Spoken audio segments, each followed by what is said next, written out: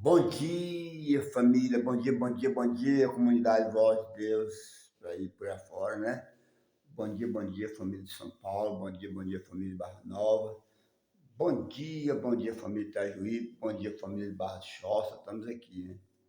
Bom dia, o pastor Erisvaldo. Agora eu lembrei o nome seu, pastor. Barra de Choça, né? Bom dia, pastor. Trabalha no hospital. Esqueci o nome, agora esqueci o nome. Fiz amizade com ele lá. Eu vou entrar no ar, essa voz desse lar, é mais um programa ao vivo, né? Eu quero falar de empatia, falar de amor ao próximo, né? E desde quando Jesus nasceu, ele encontrou por alguns empatia, por outros ele recebeu antipatia por ter nascido e trazer boas novas para nós. Mas eu quero lembrar nessa manhã, se você for ler Mateus 2, quando ele nasceu, ele já foi recebido com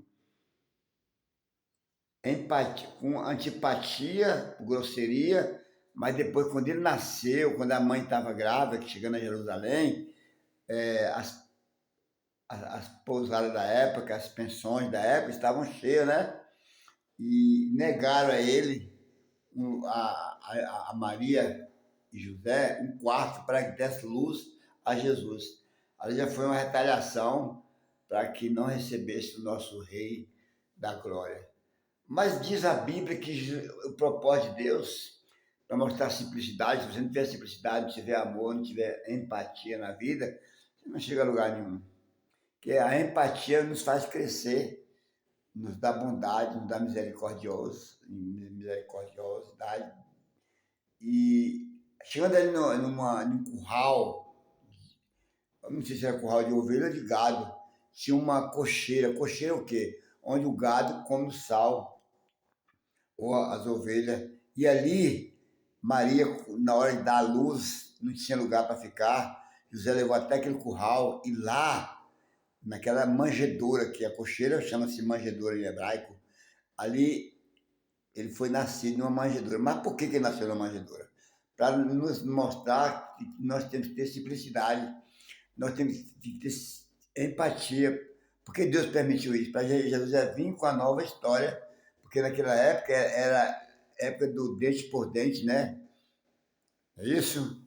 Era a arrogância dos homens, era o que valia era dinheiro, era nome, posição, terras, bens materiais, mas a empatia já Deus já mostrou através do gesto de José e Maria de ter aquela criança em uma manjedoura. Só que aumentou mais a empatia, o amor, quando os magos do Oriente iam passando longe do deserto e eles viram uma estrela descer de longe.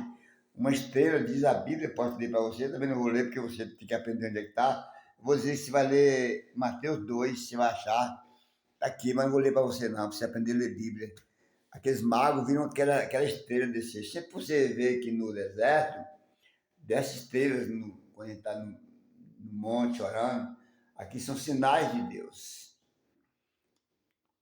E diz a Bíblia que aquela estrela, vou ler só um pedacinho para você ver. E tendo nascido Jesus em Belém da Judéia, no tempo do rei Herodes, eis que os magos vieram do Oriente a Jerusalém. Vieram os magos. Os magos eram pessoas sábios, pessoas boas, bondosas, e perguntaram onde está aquele que é nascido rei dos judeus, porque vimos a sua estrela no Oriente e viemos adorá-lo. Oh, aleluia! Irmãos, minha lágrima desce aqui. Adorar a Jesus, adorar a Deus. É das melhores coisas, que o dia que ele corre, que é disputa financeira, disputa material, disputa para criar filho, disputa para trabalhar, disputa para trazer o pão para dentro de casa, disputa para quem tem marido, para quem tem esposa. É uma disputa por emprego, entregando currículo, mandando gente embora, aquela guerra. Mas aqueles magos tiveram o amor para Jesus. Viemos adorar. Eu te aconselho nessa manhã que você não tem negócio de religião comigo, não. A mim, sabe qual é a minha religião? Às vezes me perguntam, pastor, eu vejo o senhor nas redes sociais, qual é a igreja do senhor? Eu falei, é a sua. mas nunca vi o seu lá, porque você não vê a igreja do Senhor. A igreja é dentro de mim, é dentro de você. Então, eu te dou um conselho nessa manhã, você está ouvindo esse programa, faça tudo o que eu falei aqui. Trabalhe, disputa com o marido. Hoje mesmo veio uma pessoa aqui que é agente de fiscalização sanitária, né? E em 10 minutos, aquela moça demonstrou, aquela senhora, né, demonstrou uma empatia tão grande de conversar comigo, de ouvir. Aquilo chama-se empatia. Ouvir as pessoas, conversar, né?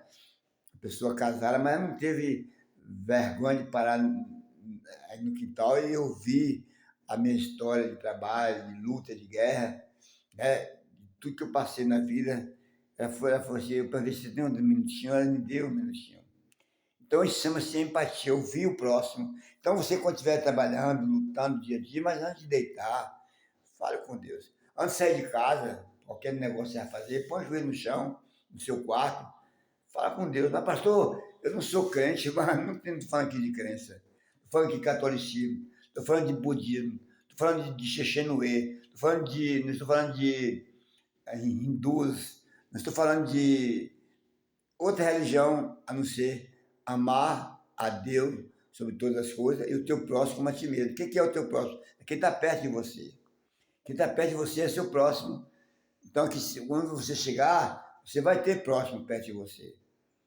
Quando você chegar, você vai ter pessoas que vão te demonstrar amor. Outros não vão, outros vão bater o portão na sua cara.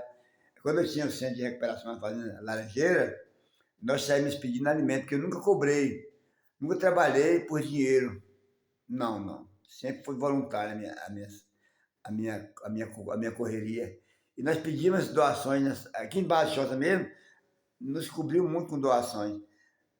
Lá em Tapetinho, não tem vergonha de falar, não. Tem uma cidade, tem um bairro chamado Morumbi, onde só moram os ricos, né? E tem os bairros dos pobres, que era, eu não sei mais de qual, era Piaba, sei lá, tá. Naqueles bairros pobres, tô falando você de empatia, viu, gente, hoje, de amor. Naqueles bairros pobres, o pessoal tinha um quilo de arroz, dividia meio com o centro de recuperação. Pó de café, botava um pouquinho e trazia. Na casa dos ricos, no bairro Morumbi, eu falo isso de boca cheia mesmo, para tocar bem neles. Batia na porta, a campainha, empregada dizia, minha patroa não está aqui não. Aqui é um quilo de alimento para centro de recuperação. Não posso, não deu. Quando a patroa estava, ela dava uma piada pra gente. Aí o que eu fazia no bairro Morumbi, eu estava podendo ir com eles, eu pegava um quilo de arroz, jogava por cima do muro, aqui é para a senhora miserável comer, né? Já que a senhora não tem amor, não tem empatia por nada, só arrogância, dinheiro, então jogava para as empregadas delas comer lá por cima do muro, né? Porque eles não abriam na porta. É um interfone, você não via ninguém. O pobre, o humilde, não falo pobre, porque não tinha nada, dividia, abria a porta, dava água para a gente, nós éramos 10, 15 pessoas pedindo, um arrastão na rua pedindo alimento, não para nós comermos, mas para os alunos manterem. Então isso chama-se empatia. Eu vivi isso um tempão, eu vivo até hoje. Se eu não puder rachar o que eu tenho, eu sou proibido andar com 1.000 conto no bolso, eu saio dando, tenho sentido no coração. Não precisa me pedir, não. Eu senti, eu mando. Eu senti, eu peço. Eu não tenho dinheiro, não, viu? Não ganho salário de lugar nenhum, viu? Mas Deus sempre me honrou. Eu quero honrar as pessoas também. Então, eu não quero dizer que você faça o que eu faço, que isso é para cada um. E por isso que eu sou honrado. Hoje mesmo eu mandei um vídeo desse para uma pessoa que, desde quando eu cheguei aqui, pergunta, pastor, o senhor já almoçou? O senhor eu estava, não estou sem fogão, mas já comprei, já busquei o bujão, o fogão chegou, né? Eu vou montar, estou montando devagarzinho a casa que eu estou aqui, eu montei a cama já, ó, estou dormindo. Então, assim, mas eu vejo que as pessoas têm a empatia. E sem empatia, sem amor, não vai chegar a lugar nenhum. Sem olhar para o seu próximo, não vai chegar a lugar nenhum. Então, essa é a voz de Deus. Lá, pega meu canal aí, Coragem Trabalho Oliveira, pega meu Face, Zé Aito Gomes, entendeu? Então, assim, a empatia nos faz crescer diante de Deus. Eu vou ler novamente mais um pedacinho aqui, para você ficar entendendo o que é o amor. E o rei Herodes, ouvindo isso, perturbou-se toda a Jerusalém com ele. E congregados congregando todos os príncipes dos sacerdotes, os escribas do povo, perguntou-lhes onde havia e nasceu Cristo. Porque eles queriam matar. Queriam matar, olha que coisa ruim. E eles lhe disseram, em Belém, na Judéia, porque assim está escrito pelo profeta. Então, gente, já estava escrito que nasceria em Belém. O rei Herodes queria matar todos os meninos. É tanto que ele lançou uma campanha, de matar todos os meninos de 2 anos para baixo. Foram mortos muitos meninos. Eu posso até mais além. Você veio falar de Natanael, na Bíblia. Quando a mãe de Natanael soube da matança das crianças, botou Natanael para crescer debaixo de uma figueira. E lá, todos os dias, levava comida para ele. Quando os soldados chegavam, ia direto nas casas, não ia nos pés de pau. Então, Natanael foi criado debaixo da figueira. Se você ler Bíblia, você vai saber que quando o discípulo encontrou Natanael e disse, olha, Natanael, vamos comigo ali, que chegou aquele homem que Elias falava que viria salvar a humanidade. Natanael falou assim, será se ele nasceu aonde? Em Nazaré. Nazaré tem coisa boa para que eu possa ir lá contigo? E aquele discípulo levou ele até Jesus. Quando Natanael chegou lá, é o Senhor que é o Jesus que o discípulo está falando aqui. Ele disse, olha, você vê a bondade de Jesus, o amor. Olha, Natanael, antes de falar de mim, eu te vi debaixo de uma figueira. Aleluia. Jesus sabia que tinha criado debaixo da figueira.